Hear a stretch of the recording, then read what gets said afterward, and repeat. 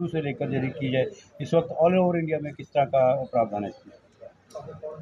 ये अखिल भारतीय वनवासी कल्याण आश्रम के अंतर्गत वनवासी कल्याण आश्रम पंजाब का कार्य चलता है। जी, उसकी पंजाब यूनिट का वार्षिकोत्सव आज यहाँ हुआ है। जी, पंजाब में कई नगरों में अपना कार्य है और पंजाब के जो जितने भी अपने बंधु हैं वो देश भर में चलने वाले जनजातीय कल्याण का जो कार्य है उस पर सहयोग करते हैं।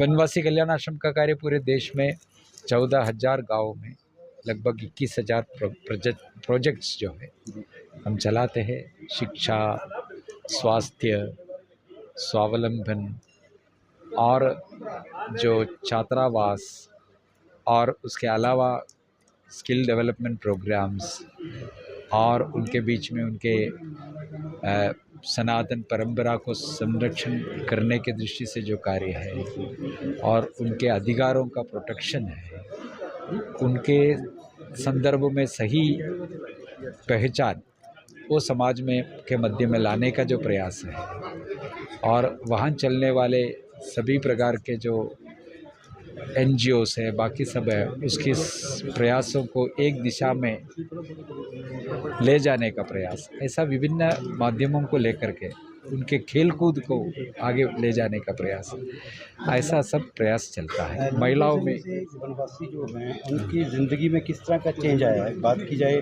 जो जो वहाँ पर रहते हैं, जिनका जहाँ पर मूल स्थान था, वहाँ पर किस तरह के चेंजेस आए हैं? कोई भी समाज जो है अपने दम पर ही आगे बढ़ सकता है। जनजाति समाज में एक प्रकार से एक स्वाभिमान जगाने का जो कार्य है कि मैंने हमारे इतने बड़े योगदान देश के लिए हुई, हम ऐसा एक माने बहुत ही कुर्बानी देने वाला समाज है हमारे, उस प्रकार का एक गौरव बोध जो है उसके अंदर में दिलाते हुए हम उनके माध्यम से उनका स्वयं का विकास का कार्य हम कर रहे हैं।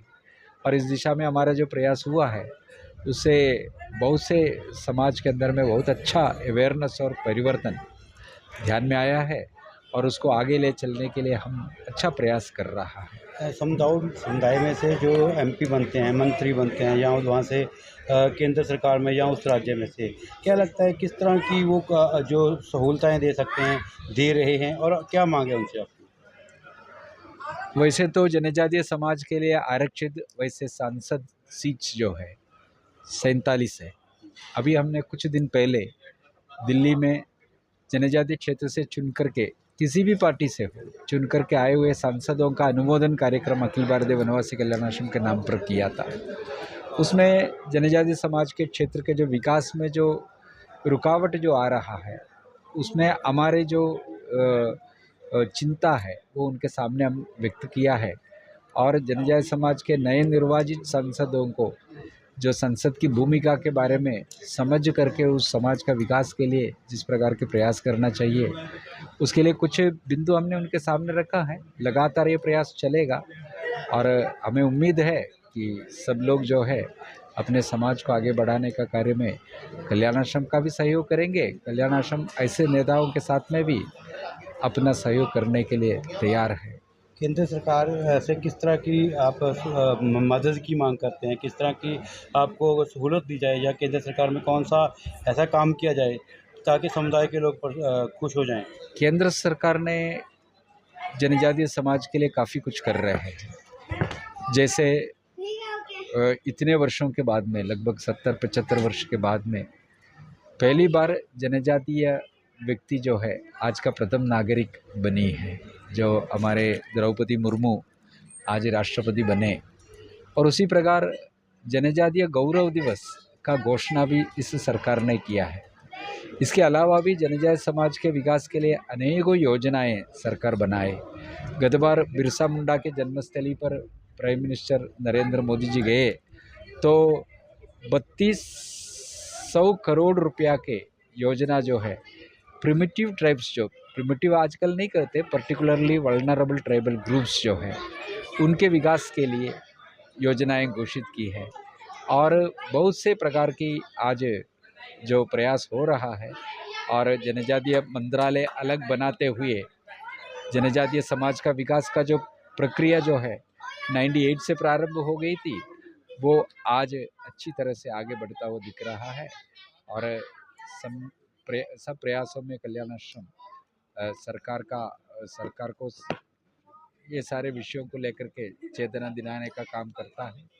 वनाधिकार कानून जो 2006 में पास हुआ, उसका भी इम्प्लीमेंटेशन के लिए कल्याण आश्रम लगे हुए हैं। पेसा कानून है, पंचायती राज जैसा कि एक्सटेंशन इन आपने अपने शेड्यूल्ड भाषण में एरियाज। कहा कि वनवासियों को विकास के नाम पर उजाड़ा गया है, हाँ, क्या लगता है उसका अभी आखिरकार मुसीबत का हल क्या है इस चीज़ की? इसके लिए तो जरूर उस समाज को संगठित करना और उस समाज में एक महत्वाकांक्षा को पैदा करना, वो समाज खड़ा हो, आगे बढ़े, इस प्रकार की जो भावना उनके युवा वृंद में निर्माण करना, इसके लिए अनेकों प्रयास कर रहे हैं। हमारे संस्था की ओर से अनेकों शहरों में कॉम्पिटिटिव एग्जामिनेशन के लिए वनवासी बंधुओं को सपोर्ट करने का भी जो कोचिंग क्लासेस आदि भी चल रहा है, उसके माध्यम से अनेकों बच्चे आगे आ रहा है। आज जनजाति समाज में एक अच्छा लीडरशिप, सही सोचने वाले एक लीडरशिप भी आज जनजाति समाज के अंदर में खड़ा हुआ दिखाई पड़ता है। यदि बात की जाए माननीय रमेश बाबू की, वो खुद अपने तौर पे कौन-कौन से प्रयास कर रहे हैं अभी? मैं जो वनवासी कल्याण आश्रम का एक पूर्णकालीन कार्यकर्ता हूँ। मैं 23 वर्ष के आयु में इस कार्य में आया है। तब से लेकर के जनजातीय समाज के विकास के कार्य में पहले मैं विद्यालय का हेडमास्टर रहा और उस क्षेत्र के संगठन मंत्री रहा। बच्चों को पढ़ाने में, वहाँ के समस्याओं में, कोई कॉन्फ्लिक्ट कंट्रोल करने में, ऐसे कई विषयों पर हमने अपना भूमिका निभाया है। जो एथनिक क्लैशेस वगैरह नॉर्थ ईस्टर्न रीजन में कार्बी दिमासा के बीच में हो या मार दिमासा के बीच में हो और भी बोडो संताल के बीच में हो, इस प्रकार की जब जब संघर्ष आया तो दोनों समाज को एक मंच पर बिठाने के लिए भी हमने प्रयास किया है। ऐसे कोई भी समस्या है तो वहाँ रिलीफ वर्क करना, उनको सहाय पहुँचाना और उस समाज के बच्चों को जो है अधिक संख्या में पढ़ने के लिए बाहर के हॉस्टल्स के अंदर में भेजना, इस प्रकार के अनेकों कार्य में मैं व्यक्तिगत तौर पर संगठन के दायित्व पर रह करके इस प्रकार की कार्य लगातार करते आया हूँ। माननीय राष्ट्रपति महोदय की बात की जाए, आप उनको अपना प्रतिनिधिमंडल लेके कितनी बार मिले हो? उनसे क्या उम्मीद है? जो किया है वो तो ठीक है, इसके अलावा क्या उम्मीद है? राष्ट्रपति महोदया को कई बार अपने प्रतिनिधिमंडल मिला है और हम एक नया मुद्दा लेकर के उनके पास में गया है। वो मुद्दा है जनजातीय समाज से जो धर्मांतरित हो गए हैं, ईसाई बने हैं, उनको जनजातीय समाज को जो बेनिफिट दिए जा रहे हैं वो नहीं दिया जाना चाहिए। इस प्रकार का मुद्दा लेकर के भी राष्ट्रपति को हम लोगों ने अप्रोच किया है। डीलिस्टिंग द कन्वर्टेड ट्राइबल्स, ये एक बहुत बड़ा मुद्दा है। इसको भी लेकर के हमने जो राष्ट्रपति को मिला है और राष्ट्रपति ने इसके पक्ष में अपना वक्तव्य दिया है। इसमें संविधान के अंदर में कोई अमेंडमेंट की भी ज़रूरत है।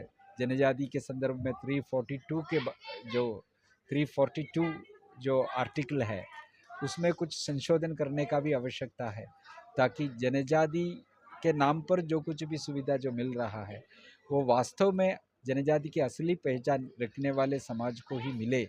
इस पर हमारा कार्य हो रहा है। अभी तक जो कानूनों में संशोधन हुआ है, उसके बारे में क्या कहना चाहेंगे? कोई ऐसा कानून जो जनजाति के समुदाय के लोगों के खिलाफ गया हो?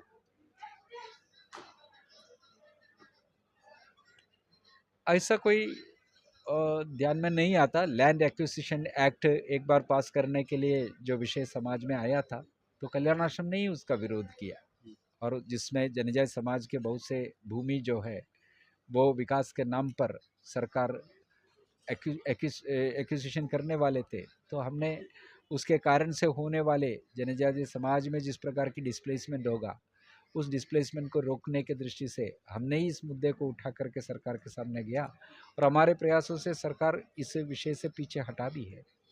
इस वक्त जो केंद्र की मंत्रिमंडल है उसमें जनजाति समुदाय से कौन सा जो मंत्रिमंडल में लिया गया है, क्या लगता है यदि लिया जाना चाहिए तो कौन सा लोग? नहीं, जो जनजातीय विभाग है, जनजातीय कार्य मंत्रालय है, उसका जो मंत्री तो जैसे जुएल ओरांव जी बने हैं, उसके अलावा भी डीडी उइके जी और ऐसे कई और लोग जो है आज जनजातीय मंत्री बने हुए हैं। जैसे छत्तीसगढ़ का मुख्यमंत्री जनजातीय समाज से है, ऐसे कई स्थानों पर जनजातीय समाज के लोगों को अच्छा रिप्रेजेंटेशन मिल रहा है, ऐसा ध्यान में आता है।